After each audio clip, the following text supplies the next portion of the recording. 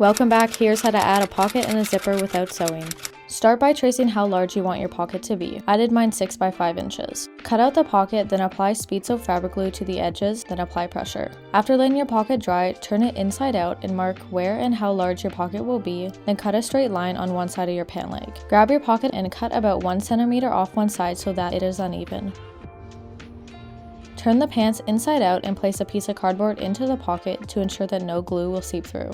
Glue the shorter side of the pocket onto the lower part of the cut and repeat with the long side onto the top part of the cut and let it dry.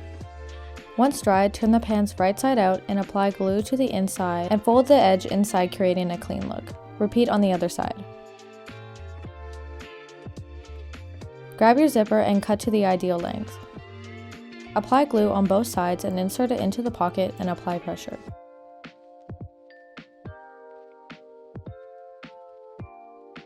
And just like that, you have added a pocket and a zipper to your pants without sewing.